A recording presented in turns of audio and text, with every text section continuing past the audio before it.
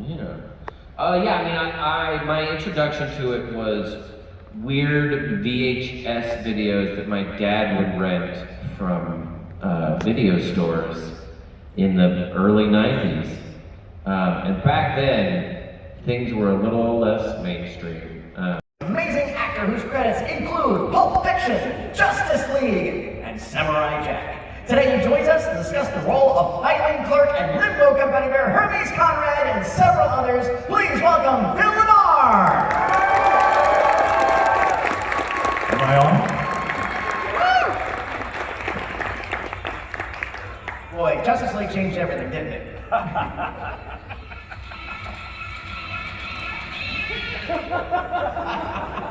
And next, she's an Obie Award-winning actress whose body of work includes Friends, Teen Titans, and King of the Hill. Today she joins us to discuss the role of the eternally cute Amy Wong and several others. Please welcome Lauren Tom!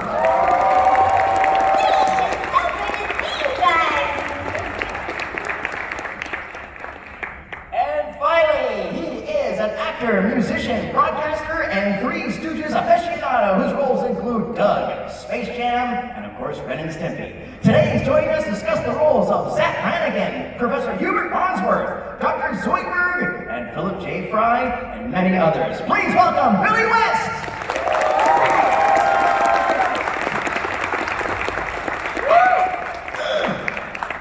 I'm sick of me.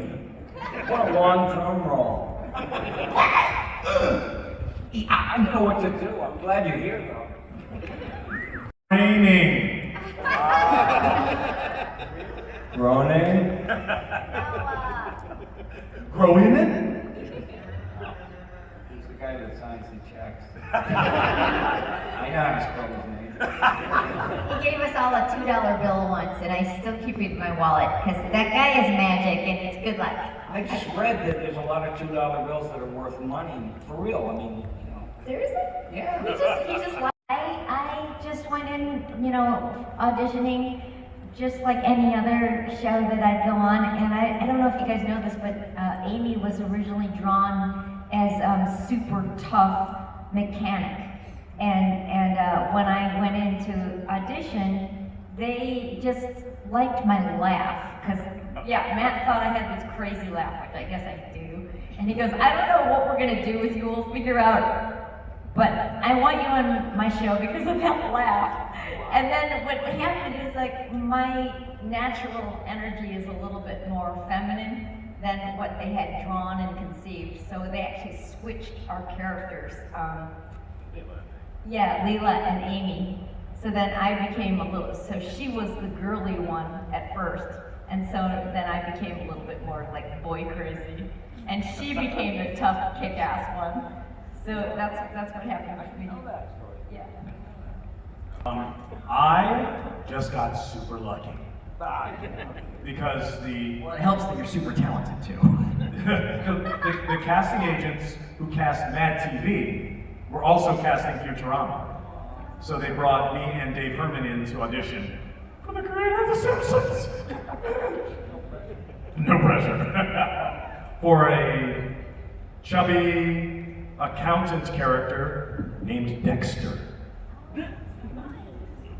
But later, Matt goes, oh geez, I've got too many characters whose names end in ER.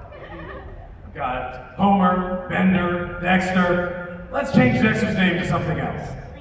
And they made him Hermes. Wow.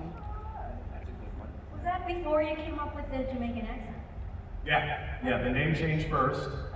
Okay. And then 3 episodes in, the accent changed too. That was brilliant. What did he sound like at first? For the first two? Oh, well, Dexter was just a chubby accountant guy. Not the same. And not funny. Way back. I mean, this guy would never say anything like, sweet lion of what? Right. But once you start doing this Jamaican fella, then the writers had a lot more to work with.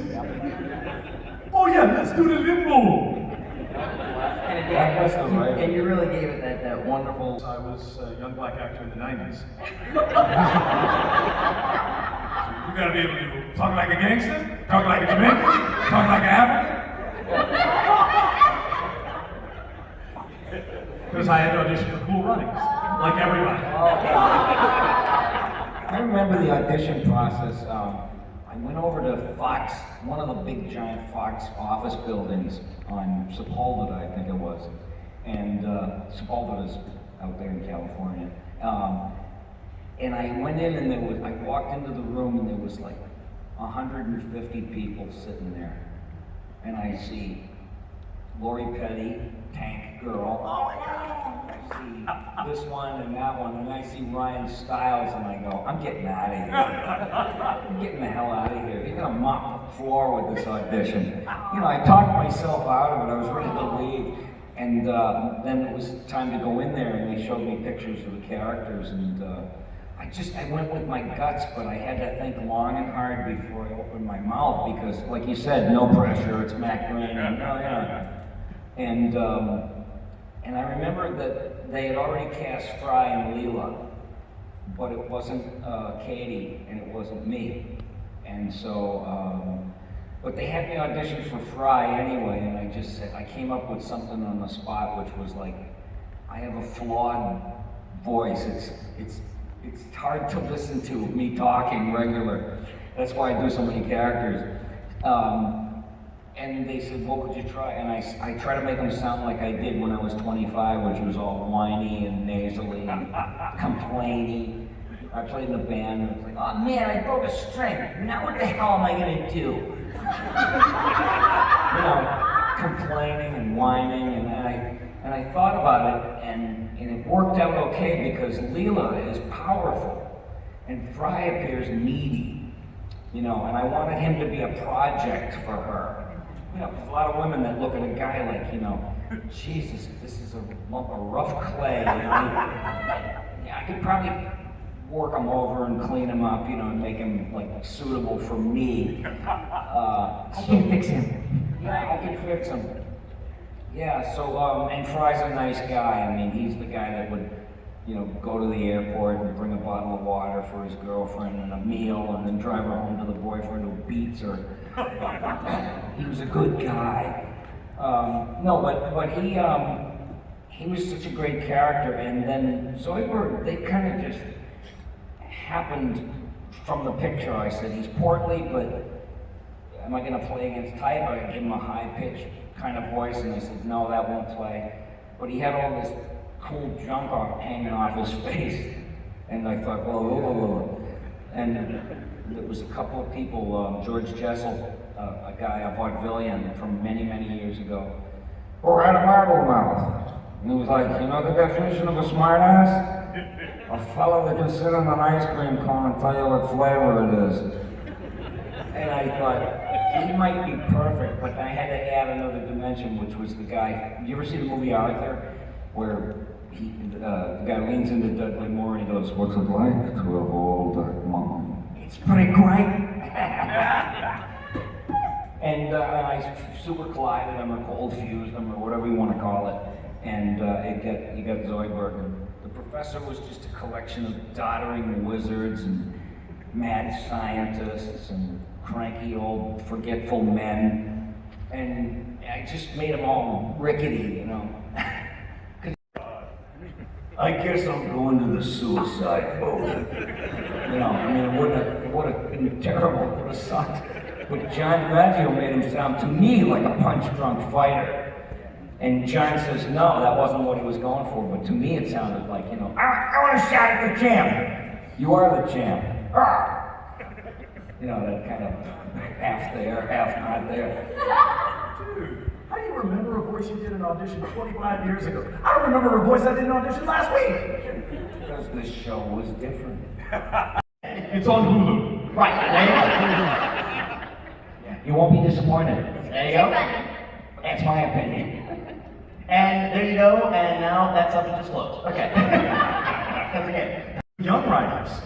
So, but it's not that thing where, you know, you've got fans doing fan fiction versions. No, they're real good writers. Yeah, well, it's almost like we don't meet them because of the pandemic. Everybody's on Zoom half the time. And I was like doing some recording, and there was like somebody in this box and somebody, it looked like the Brady Bunch. and Leonard Nimoy acting together in the booth for the episode where no fan has gone before. And it was, you know, it was like everything you imagined it to be. It's like, you say, well, how good are these guys really? And they wouldn't, in a cartoon, you gotta separate the actors. Like, you can't have anyone overlapping someone else because then they're married to that performance. So they keep all the components separate so they can do layering and timing. And they let William Shatner and Leonard Nimoy just go, you know, like overlapping each other and everything because it was so seamless, it was so perfect, it was magnificent. It was like, it was just so beautiful to watch. You know, I think that was one of the episodes where, because normally the writers write months before we record, but that was the episode where so many writers showed up for the recording. All these Harvard-educated writers who came. It was hilarious, and they all wanted a picture with her. it was so weird, awkward. Actually, let's have an Anderson. Ooh. I just wanted to break the ice with her, and I just went, Miss Anderson, I don't know if you know this or not, but there's this tape going around. I know.